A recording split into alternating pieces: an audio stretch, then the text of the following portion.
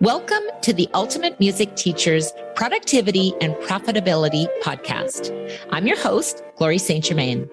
Tune in to discover how you can unleash your teaching potential and turn your passion for music education into profit. Let's dive in.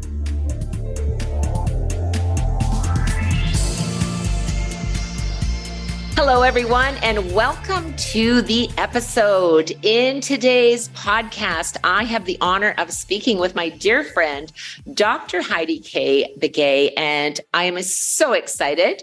Heidi and I have worked together on multiple projects and summits and this and that, but today I have the honor of having her as my special guest. Heidi is a serial entrepreneur who guides the modern day flutists to find and amplify their unique voice, and we're going to hear a little more about that. And through her entrepreneurial portfolio, she wears many hats through her two companies, Flute 360 and Red House Production. And I am honored to be one of her clients in putting together this amazing podcast. So welcome, Heidi. Oh, thank you, Glory. And the honor is all mine. And I want to say, first and foremost, thank you for having me here. Thank you for letting me talk and share things with your amazing listeners. But thank you for being a friend and a mentor in my life. I have learned so much from you. And thank you for always inviting me into your different collaborations, whether it's the book or presentations and conferences. I am indebted to you. So thank you. Thank you. Oh, well, thank you. I'm so excited to just kind of dive deep today. And as a serial entrepreneur guiding modern day flutists, you really emphasize amplifying your and their unique voice on and off the stage. So can you tell us a little bit more about, what that means and why it's so important in the music industry? Yeah, sure. So first and foremost, for your listeners, a little backstory. I am a flutist, I am an educator, and I have my DMA in flute performance. And I felt at a really young age a leaning towards education, and I have a heart to be a teacher. And because of this, as my story unfolded, as I was reaching for the stars and shooting for that academic tenure track flute professor position, I realized that the industry was shifting right before my eyes. And my pivot was I had a job through Shanghai, China. The pandemic hit, bye-bye job. And so I decided to pivot with my husband, who encouraged me at the time to do so, to throw on my CEO cap and say, okay, now Flute 360, my podcast, is not a hobby. It's not a resume builder. It is going to be a marketing arm bringing my tribe to me. So I say that because and I felt like, a mini, in no way compared to you, but a mini pioneer in this industry, in this space, carving a path for my own self, but more importantly, putting proof in the pudding and showing other flutists and other musicians that it can be done. So I say all of this because with my pivot story and leaving academia and deciding I'm going to forge my own path, as I was working with flutists and other clientele, I was noticing that the musicians and typically musicians and the music industry tend to be a bit competitive. We tend to compare ourselves to others. And in the meantime, yes, competition is good. It sets the bar high. But when it's not healthy and when it actually kind of minimizes you and you feel this small, right? Obviously, it's not going to do you and it's not going to serve you well anymore. So the reason why, full circle, the reason why I really encourage musicians and flutists to amplify their voice is because our voices get lost in that competition. We start comparing ourselves. We start comparing our careers and saying, oh, but I'm Jane Doe and my career doesn't look like Joe Schmo and yada, yada. And we get into this mess and it doesn't serve anybody well. And my message is you have a unique voice. You are one of a kind. And I know you through your messaging and everything that branding is so unique to the individual. And yes, there are a million, I'll take the flute industry because I'm a flutist. Yes, there are a million flutists out there, but what sets you apart? What makes you one of one and not one of 1,000 or 100,000? And so I'm encouraging flutists and musicians to really understand their value and bring it to the table with confidence and being comfortable in their own skin. So that's why I'm encouraging flutists and musicians to amplify their own voice, whether through their instrument on stage or through their own path, their career off stage. Wow, that is incredible, Heidi. And I love what you said about it's not a competition. I am so firm in our Ultimate Music Teachers community to say we are here to support each other and lift each other up. And you're right, everyone has a unique voice and shine brightly like a diamond, right? You just really need to flourish. And your entrepreneurial journey has led you to wear many hats through your two companies, Flute 360 and Red House Productions. And when we look at musicians and the opportunities that we have to diversify and create multiple streams of income, how do you really look at your companies and how do they work together to empower musicians? So what sort of unique opportunities do they provide? Yeah, no, this is a funny story. And this is what I was telling you pre-recording. And that was my podcasting company and services was kind of the foundation to everything. Eric had started JK Media Productions when I was getting my doctorate, and he was serving musicians and podcasters under JK. And as Flute 360, actually Flute 360 was my dissertation, and then it grew into a resume builder and then my marketing arm to my business. You know, it attracted other musicians to say, oh, you are a musician who podcasts. How are you doing that? So I was doing podcasting services in my Flute 360 world, and Eric was doing podcasting services in his JK world. And just recently, this year, we had to stop and say, whoa, you know, that's great that this has been going on in the background since 2015. We've had tremendous success, but we realized we needed to go through a rebranding. We realized that it didn't make sense anymore. Speaking of pivots, it didn't make sense anymore to house podcasting under Flute Shop, a flute studio, and housing it under a music production company. And so hence Red House Productions was born, and it has a beautiful story in that Eric is Navajo, and they identify themselves among 4 clans. And so one of his clans is the Red House clan.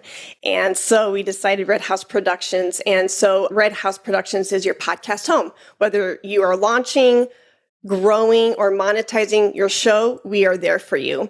So that's the gist and the vision for RHP. And yeah, that's how it was born. It was always there since 2015, but we actually had to package it differently because things were growing and for the better. Yeah. And when things are growing, you do. And I love how you said it's time to pivot. And I think that's why, you know, I wanted to create this podcast as well, is because Ultimate Music Teachers need productivity and profitability. And when, you know, sort of my next question for you kind of leads into that, because the traditional, you know, tenure track positions in music education are kind of dwindling and causing a little bit of an overflow of highly skilled musicians, but we still want to talk about how are we going to generate revenue into our business. So how can musicians kind of adapt and maybe find new avenues for their careers? Because the landscape is changing for musicians and we've got to keep up with the times, so to speak.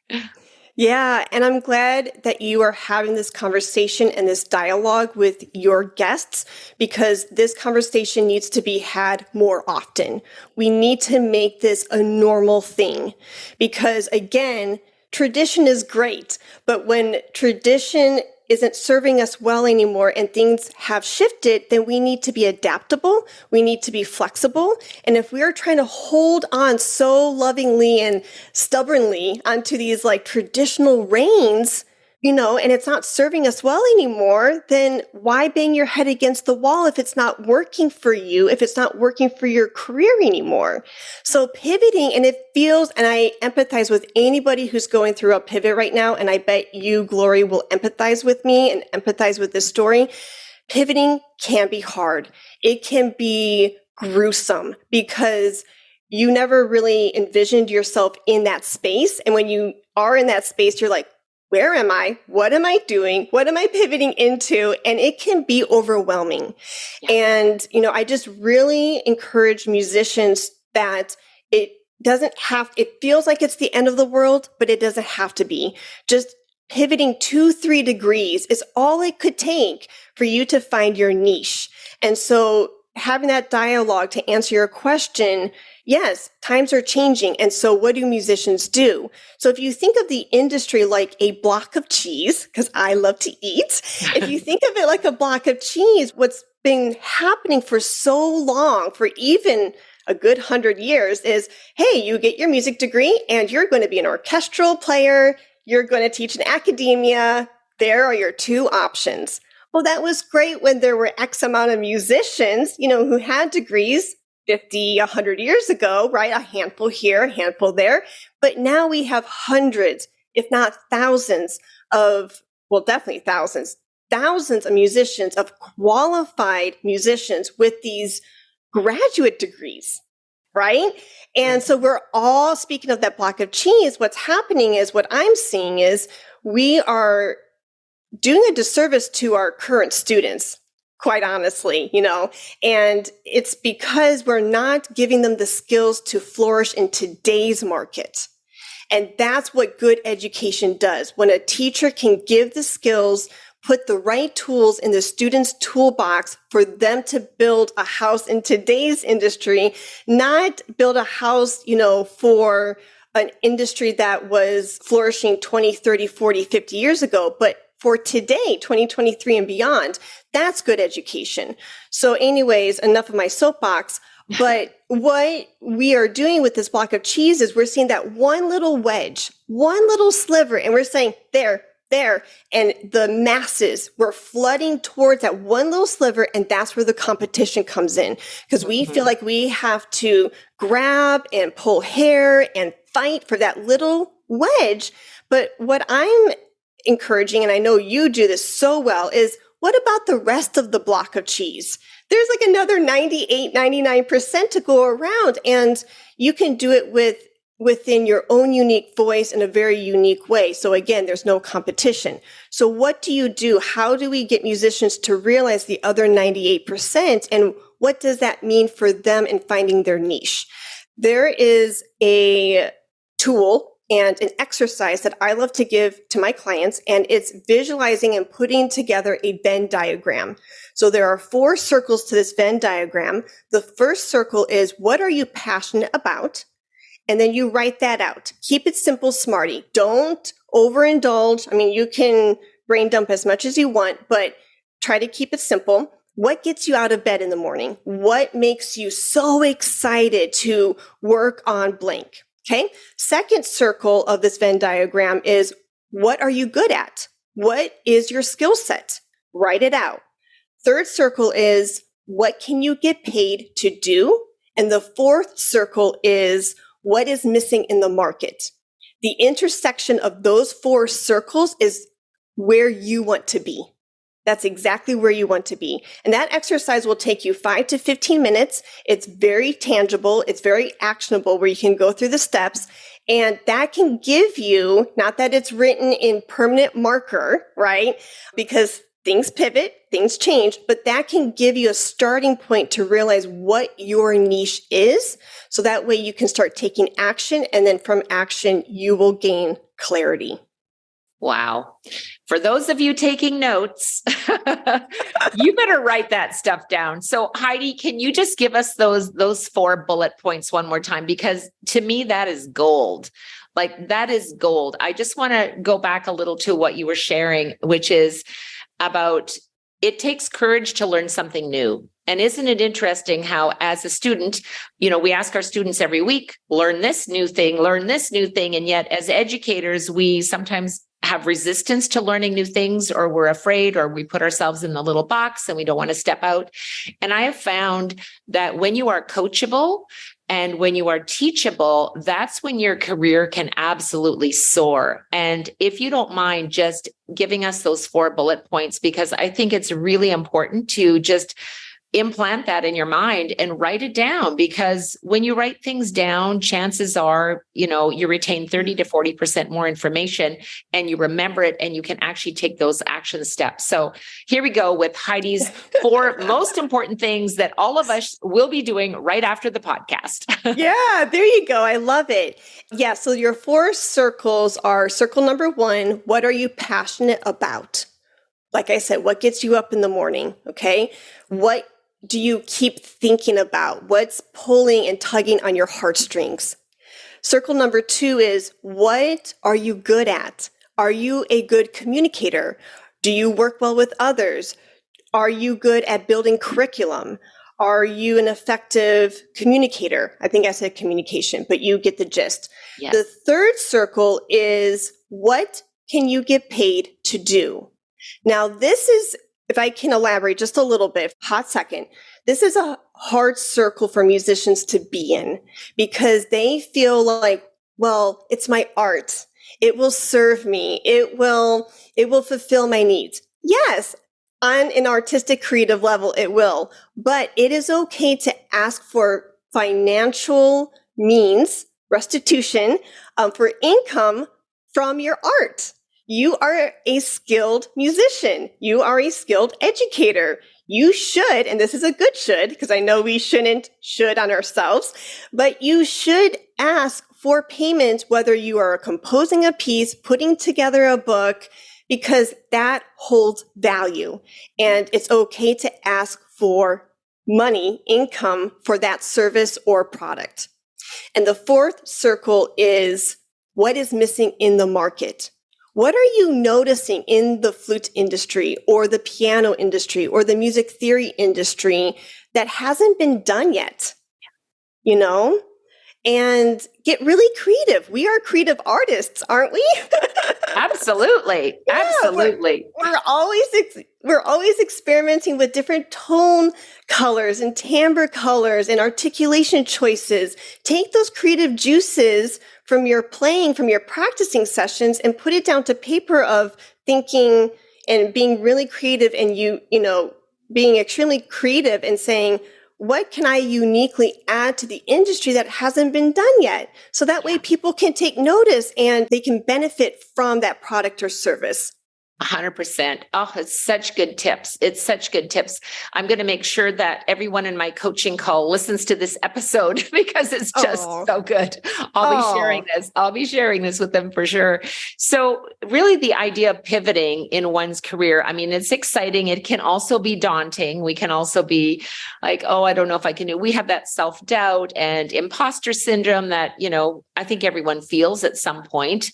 But could you perhaps share some practical steps and advice for musicians considering this career shift, or even exploring new business opportunities? Like, you don't necessarily have to stay in your lane.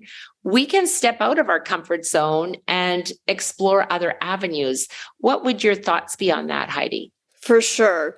So I love what you said, Glory, and that was, exploring and being curious of other avenues out there. Look at me. I'm a flutist, a performer, an educator in the flute world, but I have a podcasting company, So that's just an example. So for you and the listener, looking at your pivot and it being daunting and overwhelming, I empathize with you. Glory empathize with you.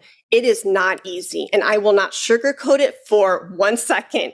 It can be really daunting, and that's why we're having this discussion, so we can help you, so we can normalize this, so you can feel like you are not the only human out there that are going through all of these different thoughts and feelings.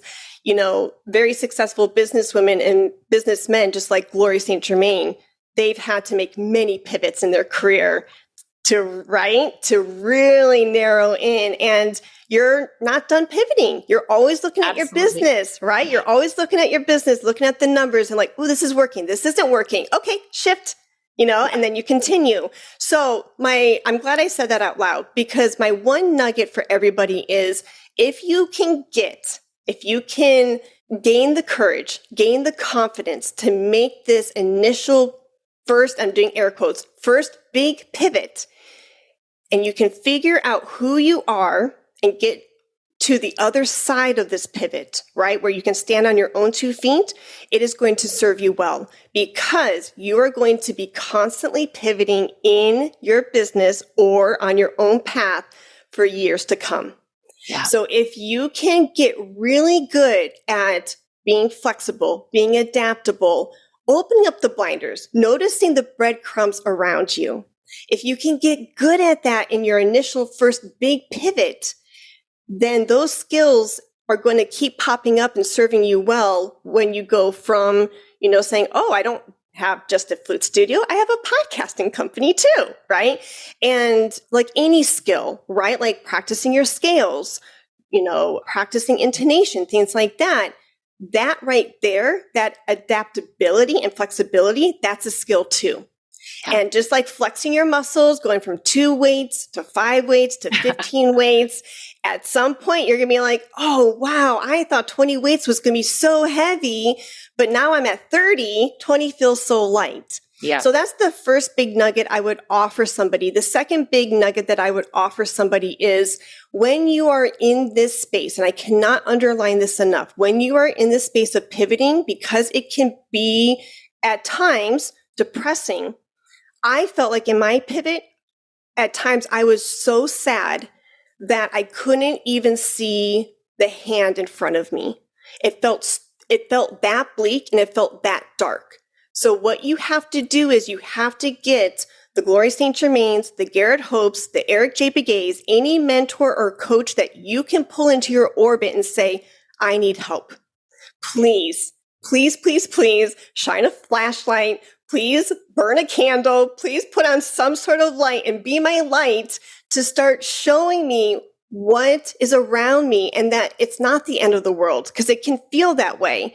So if you have coaches, if you hire a coach, if you hire a mentor, if you grab your family and friends around you, the people who are going to love and support you to start shining a light onto this new path, it doesn't feel so lonely and it feels encouraging actually because you have that support system in place. Yeah. That's so perfect. And I think everyone does need to know that it's okay to ask for help. And in fact, I wouldn't even be doing my podcast today if it wasn't for Heidi and, and Eric, because you need help. And I'm thrilled to be doing my podcast. And I also know that just by sharing your wisdom and all the other, guest speakers that I'll be having on the podcast, when we learn from each other, it just elevates our skill set and our desire to become more than we are. And we have to keep dreaming big, right? Ooh, yeah.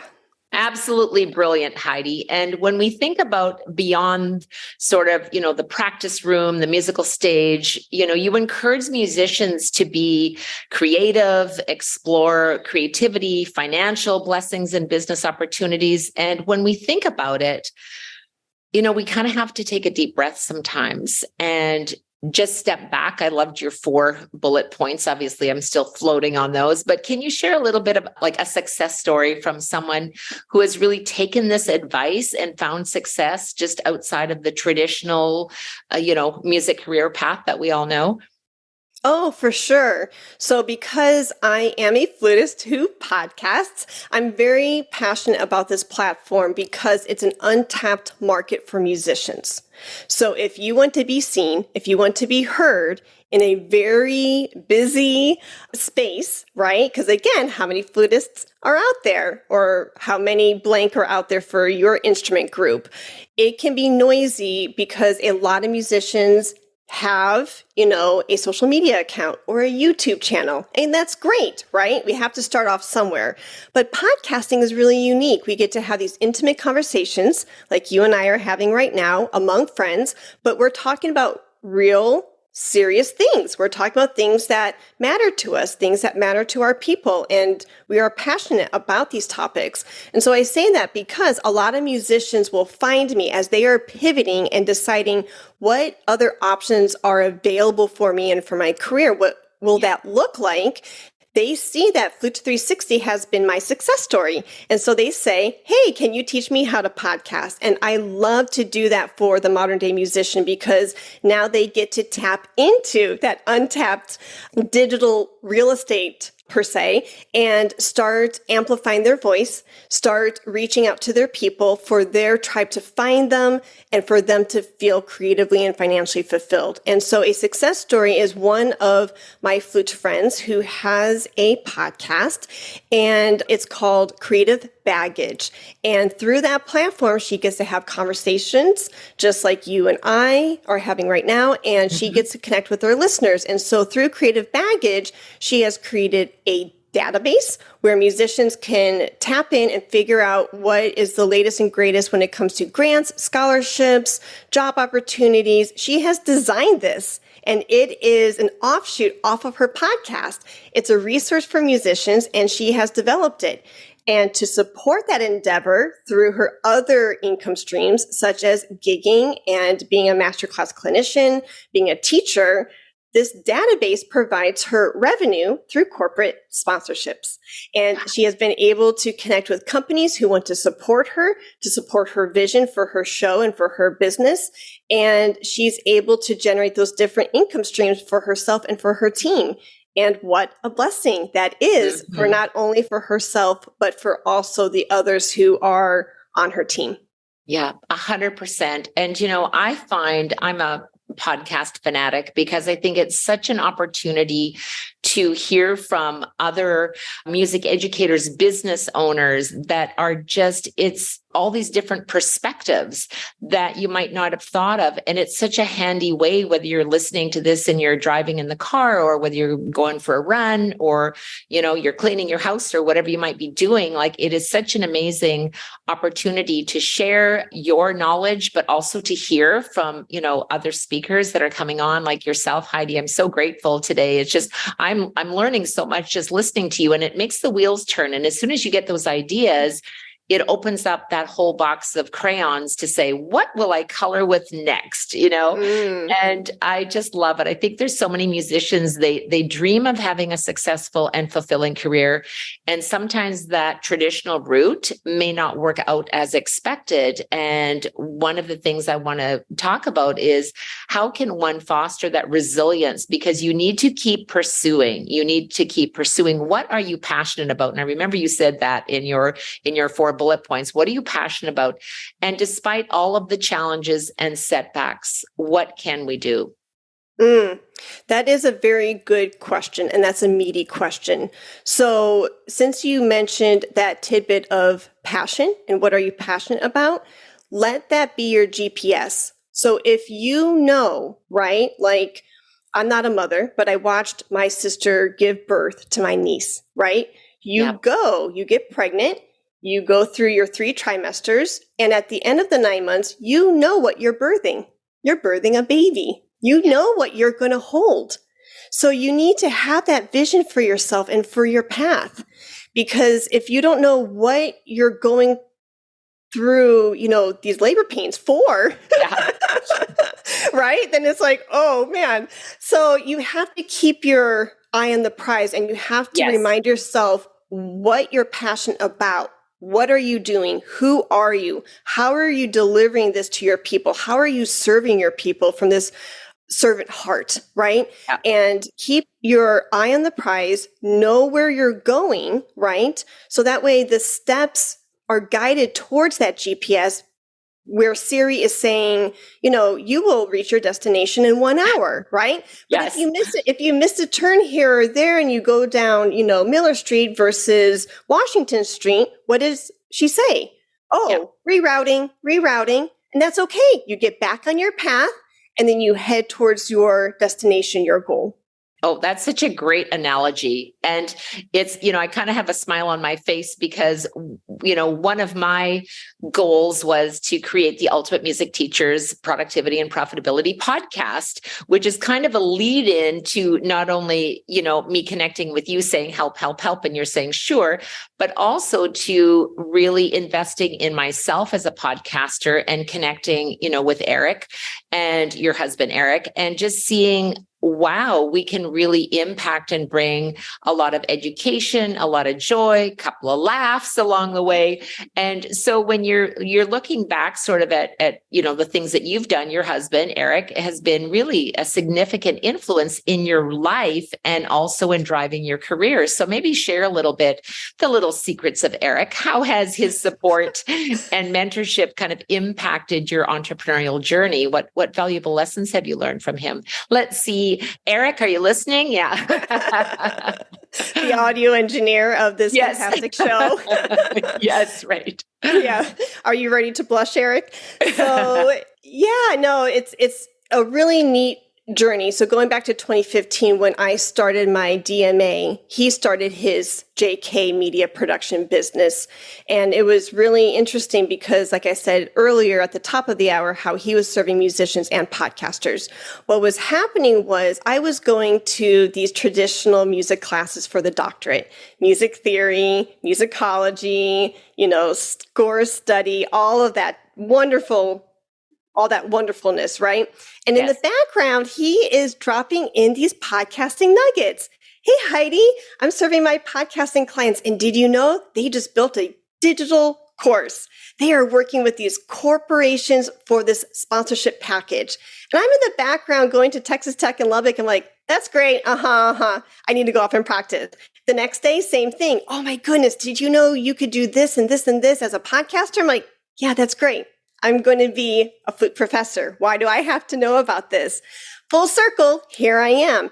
And that is not a coincidence. Those seeds were planted at a very early formative time in my life, where then as I was, at the crossroads in my career in 2020 of like, okay, the China job went bye-bye. What do I do? I am, and you may know this because you're my friend, Glory, but I am a very stubborn person.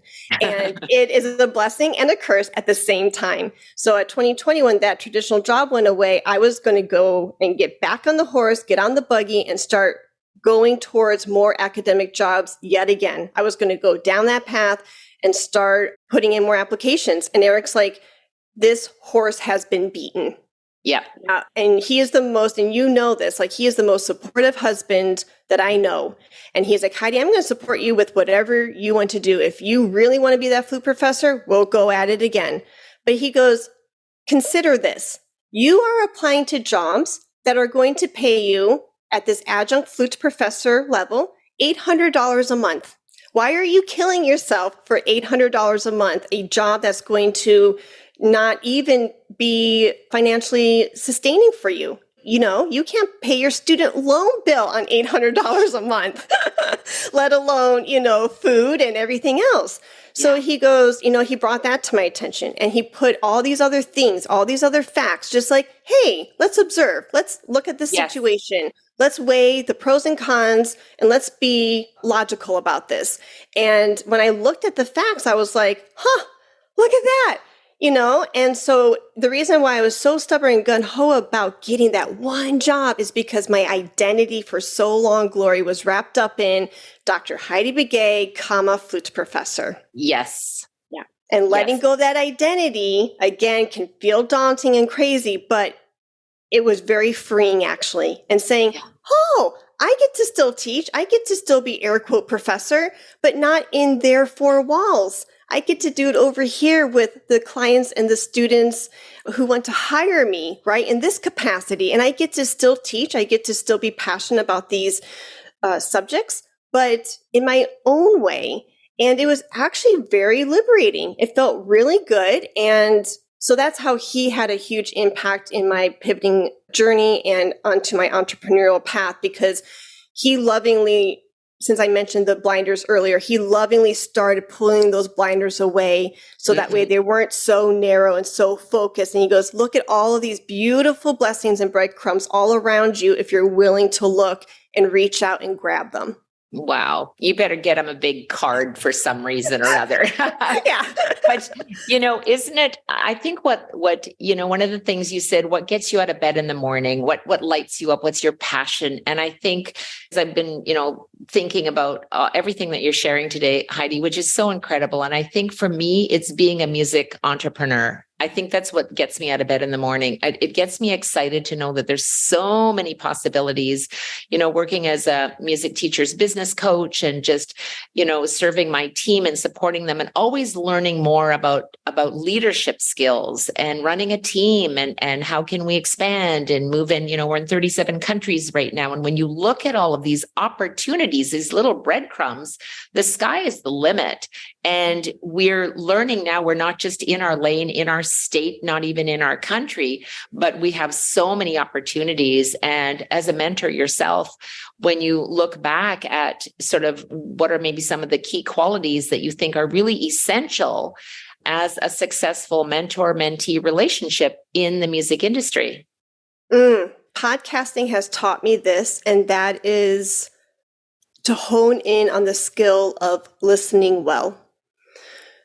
Really listening, and not just the words that are coming out of my listeners' mouths when they share things with me or my guests' mouths, but the things that they are saying with their body, the unspokenness, the things between the words, and to really listen well, then you can be a good mentor, a good leader, a good teacher, and for us as creatives, a good musician.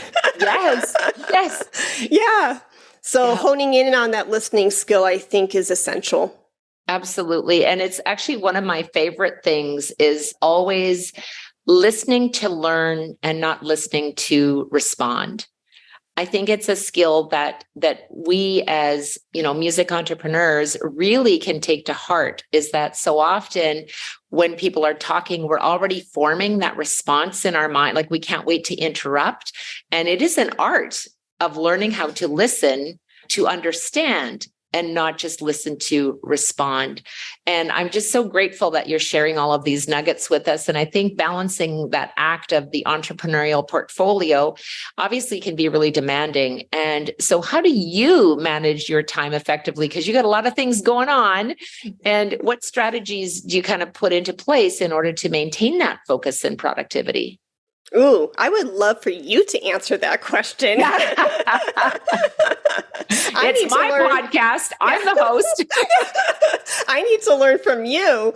Oh, shoot. But I am a visual gal. I really work well with colors and images. And for me, everything, it's all about systems. If I don't feel organized, then I am going to be this loose cannon. I'm going to feel like a chicken with my head cut off, and that doesn't do anyone any good. Yeah. So for me, it's I really love my iCalendar. I really love the tool Calendly, and I know you use that as well. That keeps me in check.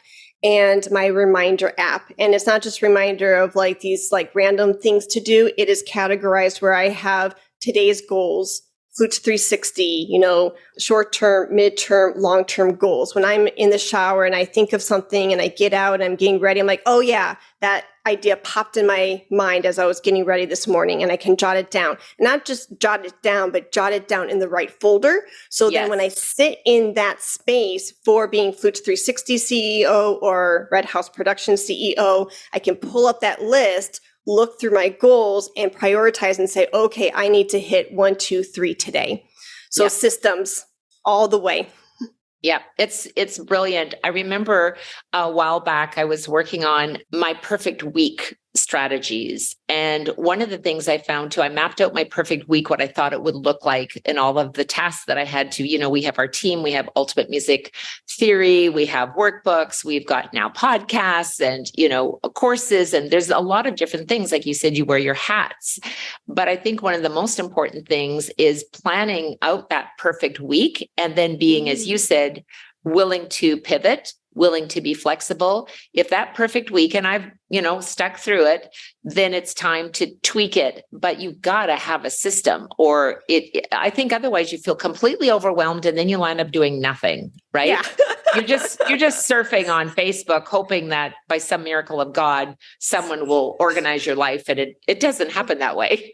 Yeah, no, it doesn't. And I will say with hats is try to wear one hat for as long as you can before you shift gears. Yes. Yeah.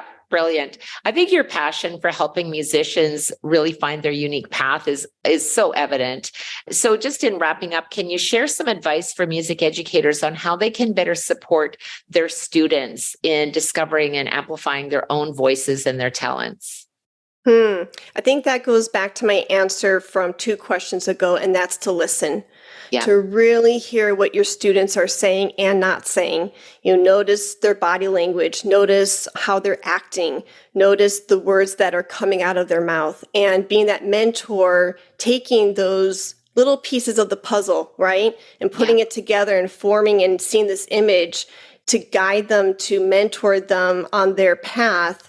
It's there, you know, and it's related. It seems a little unrelated, but it's there. And being a music educator, especially for you who work with students at such a young age, those are formative years, right? And one of my friends, who's a composer, he said so wisely one time, like, you know, us as educators, we're like a second parent in some cases to Absolutely these children, right? And so they depend on us, they trust us, they love us.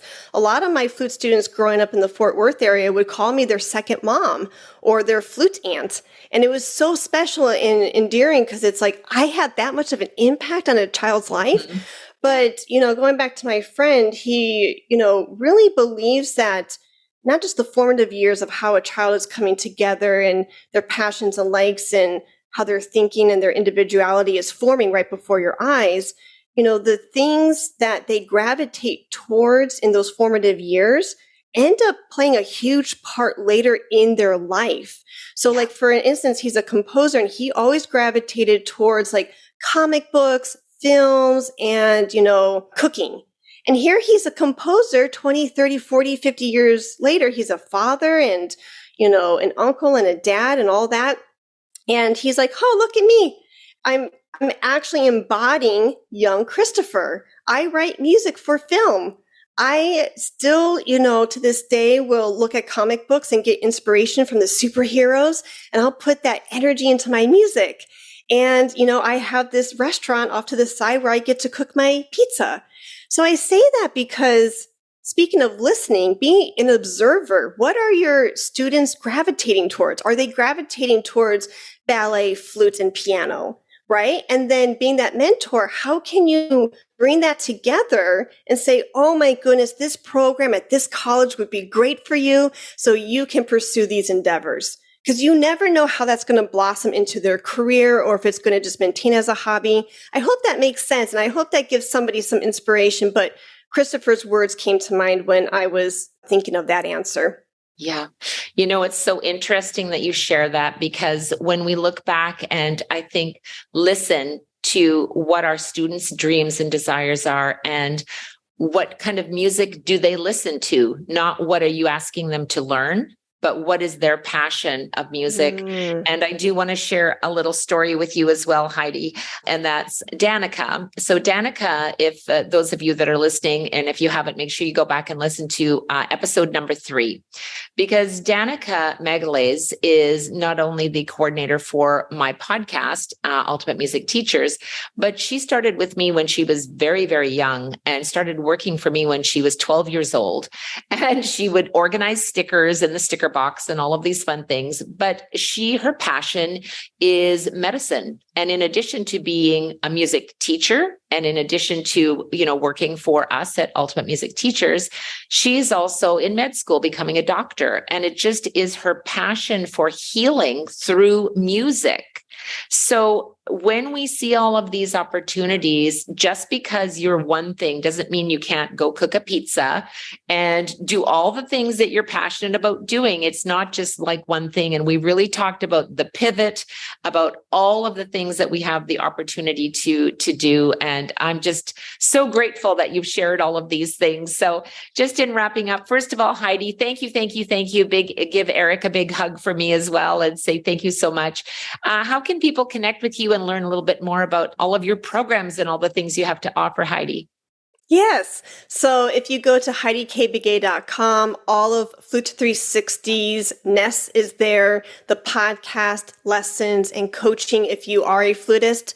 If you are not a flutist and you are a music educator and you are wanting to take that pivot, you can go to the pivotingmusician.com, where my colleague and friend Dr. Garrett Hope and I help musicians just like you go through that pivot to have the right tools in your toolbox. And if you are a musician and you want to tap into that podcasting space, you can go to Red House Productions and check us out there. Go ahead and just email me at HeidiKBegay@gmail.com for Red House Production themes, because we are right now in a rebranding. And so our website is being built and all that jazz. So emailing me is the best way to go if you want to build your podcast.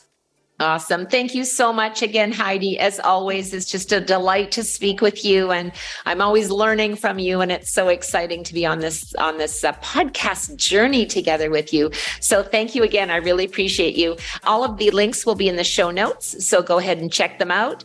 And until next time, teach with passion. Thank you. Thanks for listening to the Ultimate Music Teachers Productivity and Profitability podcast. Together, we can transform lives through the power of music education. I invite you to explore what's possible for your musical journey inside our UMT community. Simply join our Ultimate Music Teachers private Facebook group, where we network, answer questions, host live events, and connect on a deeper level. Here's to your ultimate music teaching success with productivity and profitability.